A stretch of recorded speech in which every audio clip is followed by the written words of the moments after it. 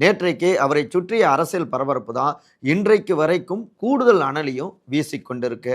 என்ன நடந்தது? அதிமுகவுடைய ஆட்சியில சீருடை பணியாளர் தேர்வில் நடந்த ஒரு விஷயம் குறித்து வேல்முருகன் பேசியிருக்காருங்க.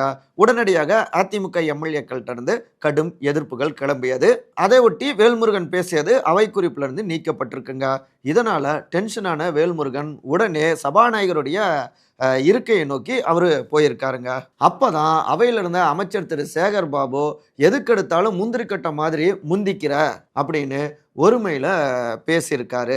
இதனால இரண்டு தரப்புக்கிடையில வார்த்தைகள் தடிக்க, அதே நேரத்துல பதிலுக்கு ஆவேசமாகவே அவையிலிருந்து வெளியேறுகிறார் வேல்முருகன். வெளியில வந்து செய்தியாளர்கள் கிட்டையும் சேகர் பாபுவை கடுமையாக சாடி பேசுறாரு.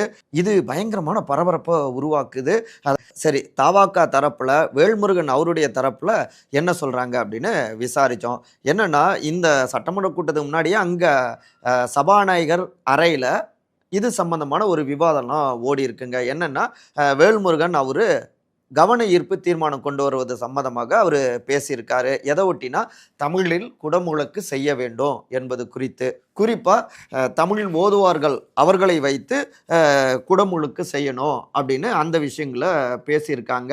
அதே நேரத்தில் அந்த அறையில் அமைச்சர் திரு சேகர்பாபு அவருமே வந்து அங்கே இருந்திருக்காரு. இல்லை, இப்போல்லாம் யார் தமிழில் குடமுழுக்கு செய்ய வேணும் அப்படின்னு கேட்குறாங்க அப்படின்னு அவர் தெரிவிச்சிருக்காரு.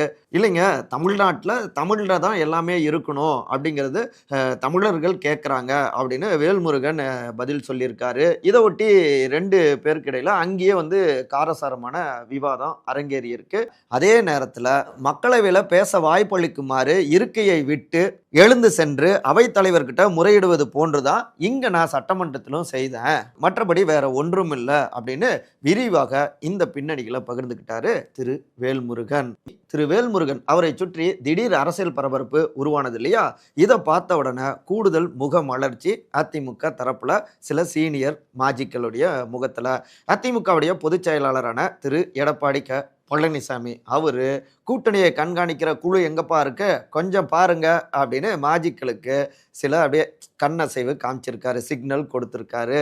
என்ன அப்படின்னா, ஒரு வலிமையான கூட்டணி அமைச்சா மட்டும்தான் 2026 வெற்றி பெற முடியும். திமுகவுக்கு எந்த அளவுக்கு வெற்றி அவசியமோ அதை விட இரட்டிப்பு தேவை அதிமுகவுக்கு. இந்த நேரத்துல தான் வேல்முருகன் அவரை சுற்றி இந்த பரபரப்பு பஞ்சாயத்தெல்லாம் வெடிக்க, தூக்குப்பா அவரை அப்படிங்கிற ரீதியில யோசிக்க தொடங்குறாங்க.